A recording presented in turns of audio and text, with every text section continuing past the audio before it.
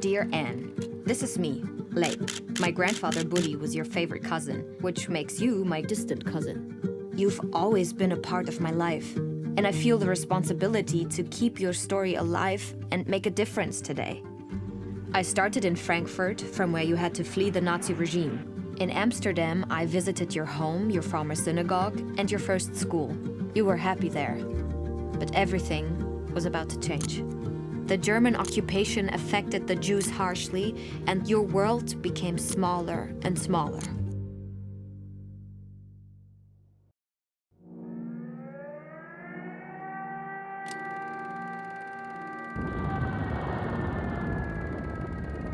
It's the 10th of May, 1940. Your family's worst fear has become reality. The Nazis invaded the Netherlands. Though the Dutch army fought back, they had to surrender within 5 days, overwhelmed by the might of the Nazi army. Dutch Nazis greeted the invaders with cigars and Hitler salutes.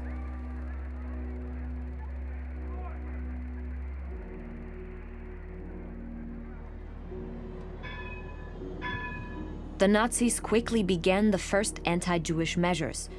Jews were forced to register their addresses. Jewish men were arrested during raids. Then the measures had a big impact on you. After the summer of 1941, all Jewish students were forced to attend Jewish schools. I can see how fear seeps into everything. Jewish people were increasingly isolated and lost their freedom because of anti-Jewish measures. And when the threats intensified, things got worse. You were banned from public places and could no longer travel freely. Signs appeared in streets, movie theaters, and shop windows. And for you, Anne, this meant you had to give up almost everything you loved. No more swimming or ice skating in the winter. Your parents moved heaven and earth to flee to the United States, but by late 1941, it was obvious that escape was impossible. Then the Nazis turned a Jewish symbol into a symbol of oppression, and you had to wear a yellow star on your clothing. This was your old classroom. So much has changed. Even so, I try to imagine you sitting here, meeting your new friend Jacqueline. Na schooltijd fietste ik naar huis en kwam Anne buiten adem achter mij aan. En begon meteen te kwebbelen, en waar woon jij? En nou, daar woon ik ook vlakbij en dan kunnen we vervolgens samen naar huis fietsen enzovoort. En dat was eigenlijk het eerste. En dus heeft me meteen mee naar huis genomen. En vroeg daarna ook nog of ik bij bleef eten. Dat weet ik nog heel goed. Dat was wel speciaal. Het was toch wel een angstige tijd. En we wisten ook wel van elkaar dat je bepaalde dingen niet mocht. Je mocht niet in het park komen, je mocht niet op een bankje zitten. En in bepaalde winkels mocht je niet komen. Maar echt bespreken deden wij niet. Dear Anne, being here in the synagogue and meeting people who connect with others reminds me again how important dialogue is and how we perceive each other. Sadly, discrimination based on one's religion, ethnicity, gender, or political views is still around, even though we live in different times. Older stereotypes come back, that Jews have big noses, for example. From my perspective, that's something that I heard a lot. Some of them think Jews are controlling banks or money, or that Jews have a lot of money.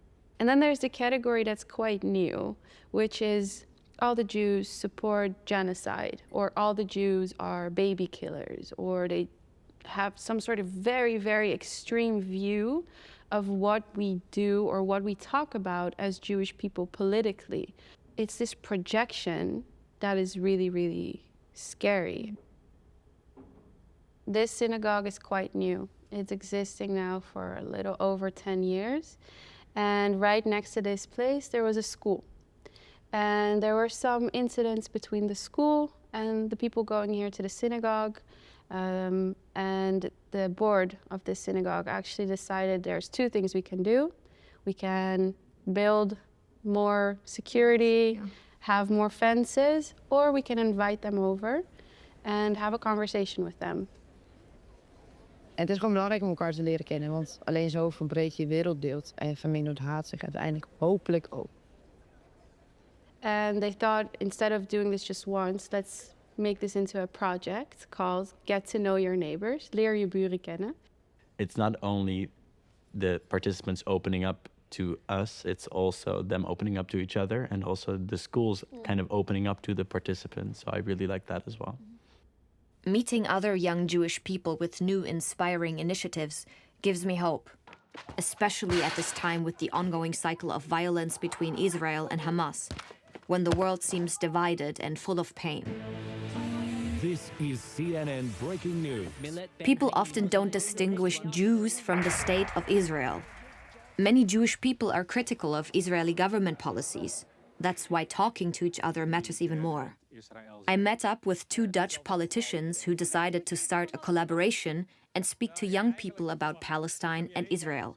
Hij vertolkt het Palestijnse geluid, u vertolkt het Joodse geluid, of niet? Ja, zo zou je het kunnen stellen. We proberen allebei het geluid van mensenrechten te vertolken. En dat mag wel wat vaker in de samenleving gebeuren. Ja, wie ziet wel eens posts voorbij komen online of social media als het gaat om Israël en Palestina? En wie verzandt in discussies? Why do you think is it so hard to talk about the conflict? I think as a society we're losing the ability to talk to one another about topics that we think differently about. Secondly, a lot of things also delve into trauma and pain that people have. So maybe from the Jewish side, it's pain they feel about prosecution that they experienced during the Holocaust, but also in the different Arab countries where they had to flee from. I think from, let's say, from the Muslim perspective, they feel pain about how they are treated here in the Western societies and how they are sometimes seen as second-class citizens. I feel, since I'm Jewish, that people have expectations on me seeing this conflict in black and white. Do you have the same feeling? And if, how do you deal with that? You know, I understand the feeling, but maybe there's one thing that you should view black and white. And I think that is the core of our message, which is human rights. And when you view the world in that fashion, and you will say, well, I do have my own point of view, but at the end of the day, everyone deserves the right to live, everyone deserves the right for protection, and everyone deserves the right to be who you want to be. Dear Anne, the words of Sheher must really resonate with you.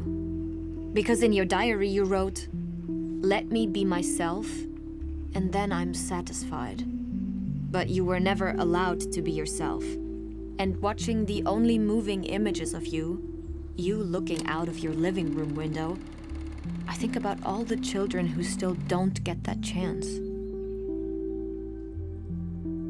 Being in the liberal Jewish community today and meeting these different people and connecting to them about what it means for them to be Jewish and what their identity means to them. And talking about prejudices, I felt really strongly that of course we all somehow have them, and we were raised with many of them, and I'm still working on a lot of prejudices that I have and stereotypical ideas of people. It empowered a lot inside of me to think of how can I react to people and to think about what my opinions are maybe and how important it is to talk to each other, to communicate.